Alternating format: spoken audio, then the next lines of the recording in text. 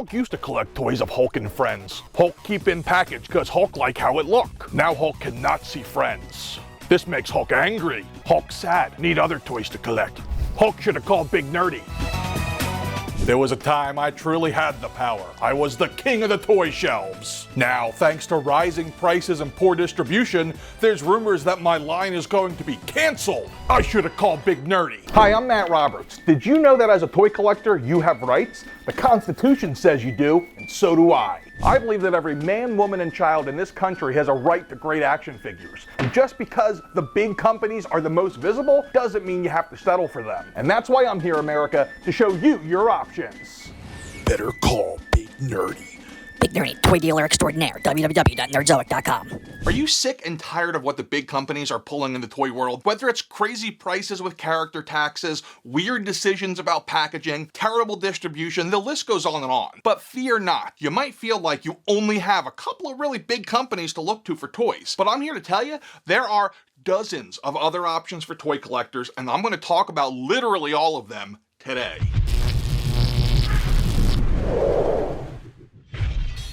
What's up, everybody? My name is Matt, often called Big Nerdy. Together we are the NWO, the Nerd World Order, and this is Nerdzoic.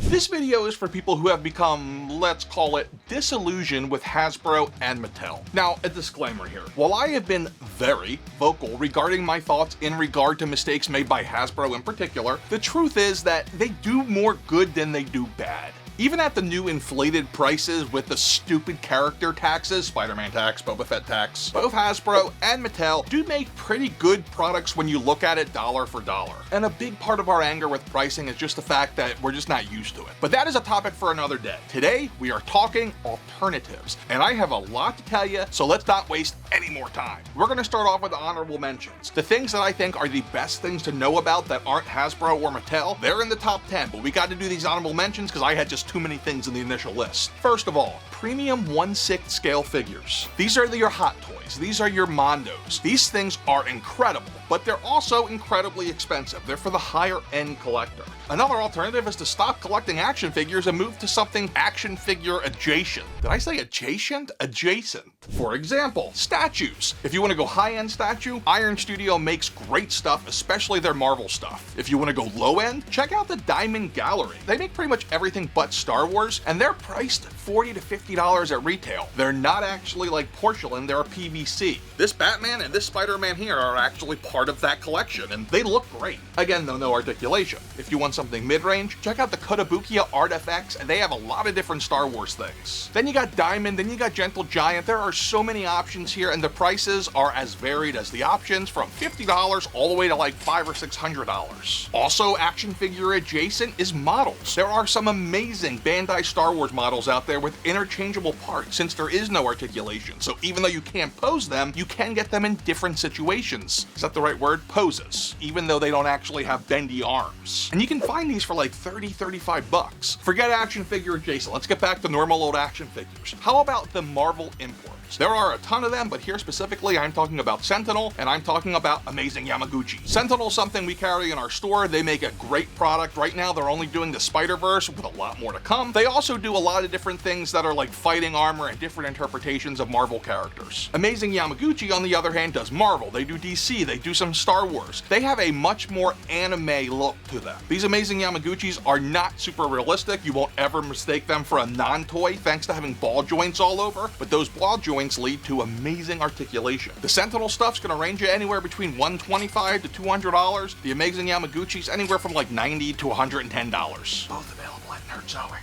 Branding. If you're a fan of the Grimdark universe, the Warhammer Joy Toy line is incredible. It is a 3.75-inch scale, and they are just pumping out factions left and right. These are amazing looking, but they are expensive. These go anywhere from $30 to some of the newer things coming out, all the way up to $150 for some of the big war machines. Another honorable mention is 𝐒𝐸 toys, which I had actually mentioned earlier, so it's getting mentioned again, honorably. Historically, most of 𝐒𝐸's offerings have been in the 1/6 scale like Hot Toys, but as of late, they've really been ramping up their 1/12 scale DLX line. In 1/6 scale, they have licenses like G.I. Joe, Mighty Morphin Power Rangers, and Game of Thrones, and and these are going to go anywhere from $100 to $200. Then there is Super 7. They make the ultimate 7-inch version of various nostalgic properties like G.I. Joe, Transformers, He-Man, Silverhawks, Thundercats, the list goes on. Full transparency, I am not a fan of some of their more recent stuff, the Silverhawks, the TMNT, as they're based directly off the toys and I just don't feel like they are worth the money they're asking for them, but I absolutely love some of the older stuff that Super 7 did, like the Thundercats and He-Man lines. Hiya Toys, another one to mention. Mostly 3.75 inch, but they're making their way into the 6-inch world with the Super Exquisite line. They even have some die-cast stuff. They have a lot of different properties: RoboCop, Godzilla, King Kong, Alien, Predator, Judge Dredd.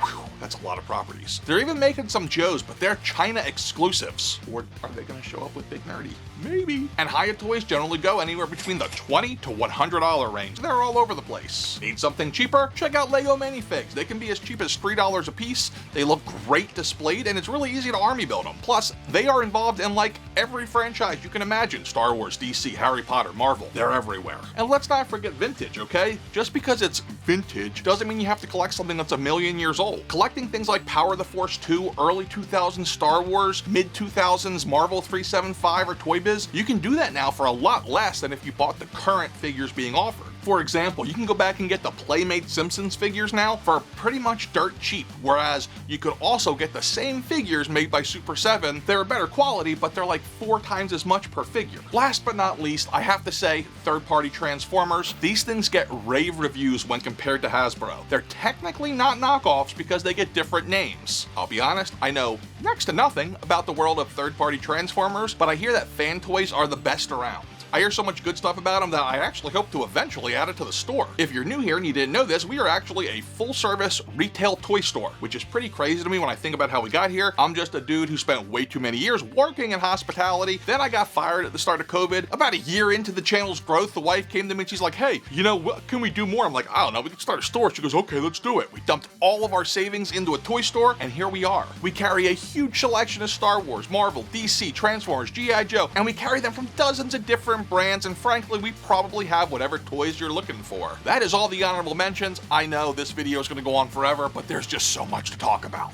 Let's go to number 10. Coming in at number 10 is the McFarlane DC Multiverse. This one's a gimme, folks. I mean, I really could not put it in there. Todd McFarlane's company took the license from Mattel back in 2020. This is a 7-inch scale. The prices are pretty much not beatable at $20 to $25 for standard figures and $40 for mega figs. The great thing about these is that everybody is a unique sculpt. You're not going to see the exact same body with different heads on every character. And those sculpts are pretty amazing, and the paint apps are pretty good as well. Now, not everything is all sunshine and rainbows because the character selection is about as bad as it gets, unless you love Batman and want a Batman figure every other day to be released. They also don't have the greatest articulation, but they have come a long way from the statues with movable arms that McFarlane used to release in the late 90s. Coming in at number 9 is the Loyal Subjects Best Action line. I found out about this line recently. I don't collect it, I don't carry it, but I did do some research because this is actually a pretty good option for somebody who is really limited on budget. They're under 20 bucks, 20 bucks at max. They have some good licenses with TMNT, Lord of the Rings, and Avatar: The Last Airbender, and they're at a pretty unique scale of 5 inches, which is 1/15th scale, so somewhere in between 6-inch Hasbro and like vintage collection Hasbro. I'd like to see them get more licenses to see what else they could do with it. Coming in at number 8 is Marvel Select, which is made by Diamond Toys. This is also a 7-inch scale figure line, so it pairs pretty darn well with the DC Multiverse. Much like the McFarlane figures, the articulation can be pretty limited, but they've gotten a lot better at that over the years. This line's been known for producing really nice, big, bulky characters over the years, but as of late, they have been really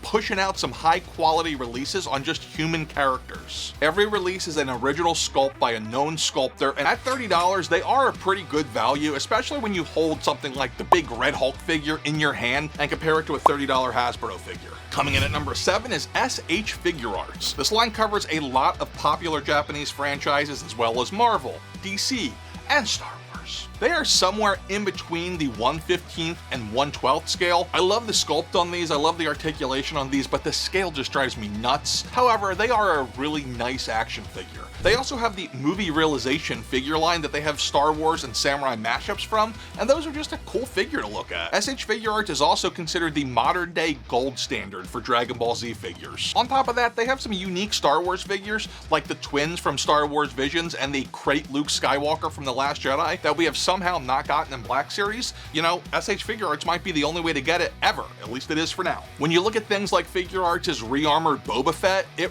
really blows Hasbro's completely out of the water. But it's hard to find at a good price thanks to Bandai being kinda greedy. Trust me on that. Coming in at number 6 is the Jazzwares Star Wars Micro Collection. This is another great option for people who want to find stuff in stores, go hunting, and not pay $1 million. Prices range from like $7 for their Scout class blind boxes, up to $17 for some of their Starfighter class ships, and then all the way up to $30. And those are 1/72nd scale. They also have 1/5000th and 1/15,000th, wow that's hard to say, chase vehicles, bringing some life back to the old brick and mortar toy hunt, because it's pretty dead. They already have 3 different series out with vehicles spanning the entire saga, so if you love Star Wars vehicles and you're looking for something to collect that's not Hasbro or something expensive, this is a great option. Coming in at number 5 is Mezco Toys 1/12th Collective, and now we're going into the expensive stuff. These are usually around the $100 mark, but they do have steel box editions that can go up as high as $150 for a single figure. I will say this is pretty unique compared to pretty much anything else you're going to find out there, in that the figures are actually clothed. People might call them dolls, but they're not. They're action figures. Mezco is also known to come with a ton of accessories, and they are true 1/12th scale, hence the name. They have many different licenses, but the tops are probably Marvel and DC. Other licenses include Alien, Predator, The Crow, Power Rangers, TMNT, Conan, and many more. They even have some of their own original IP like Rumble Society and Chaos Club, which I know next to nothing about, but I see a lot of cool pictures. My only question though, why no Star Wars? Coming in at number 4 is Valaverse Action Force. You had to know it was going to be on here somewhere, and as we get to the top 4 here, they all are kind of interchangeable, to me at least. I love them all. I basically flipped the coin. These were created by Bobby Valla in 2019, and a standard figure is $32 with basic troop builders at around $22. These figures look amazing. While many balk at the price of them, pick it up. That's all I can say. Hold it in your hand and tell me it's not worth $32. It is. These are very realistic figures, and they come with a ton of different accessories, but there's also accessory packs available. These are close to 1/12th scale. They're actually a little bit bigger, which is also what Marvel Legends and Black Series is. That's like 6.5 inch scale. So they'll actually go really well with most of what you have in your collection if you have a lot of Hasbro stuff. Action Force itself is a name with a lot of history attached. Action Force was the name for G.I. Joes overseas back in the day. Hasbro pulled a Hasbro and let the trademark slip, along with the Steel Brigade character trademark, and Bobby went in and registered it, and the rest is history. He also got the license for Sergeant Slaughter from the Sarge himself, aka Robert Remus, who owns his own character and likeness. The line also boasts tribute figures to combat vets like Tony Roberts, aka Desert Rat, aka Analog Toys, and Tim Kennedy, aka Duster. And in the end, it's a company that actually cares about their fans and is determined to bring value to them without all the corporate BS. Coming in at number 3 is Mafex. And personally, this might be my number 1 thing going right now, but it honestly changes by the day. This is the alternative for Marvel Legends. These are a lot harder to get in the US because Hasbro owns the 6-inch license, and that makes them expensive because toy stores, like mine, have to import them directly from China. Now that said, once you buy one, you don't need to buy that character again. This is going to give you the best version of that character. Look at the Spider-Man, for example. You could buy one Spider-Man figure from Hasbro for $35. It's a good figure. Or you could buy one from Mafex for $100. Here's the thing though, you're probably gonna buy that $35 one over the next 5 years 4 different times. You're only gonna buy the Mafex once because it's that good, it replaces them. The other great thing about Mafex is that they carry DC as well, so you finally have a chance to put your DC and Marvel characters next to each other at the same scale. I love that. Mafex is also a great alternative to the Black Series. I just wish they'd come out with figures more often. Like that Empire Strikes Back Boba Fett is maybe one of the best 6-inch Star Wars figures ever made, period. You need a pre-order or buy it when you see it in stock, because these figures end up getting a run on them at some point, and once they're gone, unless they get reprinted years down the line like we just had with Psylocke, but you don't really want to count on that. Coming in at number 2 is all of the lines by Four Horsemen Studios. Their figures are mostly based on original IP, so there's nothing inherently nostalgic about these. However, if you can get past that, these are by far the best thing going. They offer 3 different lines: Mythic Legions, Fantasy, Cosmic Legions, sci-fi. Figura Obscura, which is basically just them taking like mythical creatures and beasts and Santa Claus and turning them into their own version of it. Legions figures are produced in extreme limited quantities with just one run made on the figures unless they make it to like an all-star wave. You'll also find a variety of different tribute figures across the lines. And for those of you who need something nostalgic, there's a lot of He-Man tribute figures in there because the Four Horsemen actually worked on the Masters of the Universe Classics line back in the day, like the mid-2000s, and it's considered one of the best toy line runs ever. So that should tell you something. They also do tribute figures to supporters of the studio or people who contributed to the brand growing. There's the Sir Gerard figure made on Jeremy Gerard. There's also the Lord Vateris figure based on my friend Joe Viteri. There's a figure based on Pixel Dan. Maybe someday we'll get a big nerdy figure. It should be like a fat, drunken, disgraced knight, I think. Yeah, we should totally lean into that. Four Horsemen has a very unique business model. They open up their figures for sale about 12 to 15 months before they're actually going to be delivered. After that, you're done. You can't buy it from then anymore at their prices. The good news is there are a bunch of approved retailers out there, like Nerdzoic, that you can get your Legions from. However, you're gonna pay more, but your money's not gonna be tied up for a year, so you decide. This is a hobby line meant to encourage customs, dioramas, and community, and always was and is known for its pop and swap nature. Lastly, as I continue to gush about the Four Horsemen, one more thing, they actually really care about their fans, and that is something that's really important this day and age, and their community, second to none. Thanks, Walter. Now it's time to go to number 1. Any guesses? Let's do it. Coming in at number 1 is NECA Real Toys, which are 7-inch ultimate figures based on various properties in the world of pop culture. Current licenses include TMNT, Gargoyles, RoboCop, Predator, Dungeons & Dragons, Universal Monsters that are big focus on horror. I'm personally really excited for their upcoming license, Dinosaurs. Not the mama. Some of these end up being pretty difficult to find at retail while others sit on the shelf for years, and many retailers have started to not allow returns on them for defects, so you're really better off buying these from an online store like, I don't know, let me think, Nerdzoic.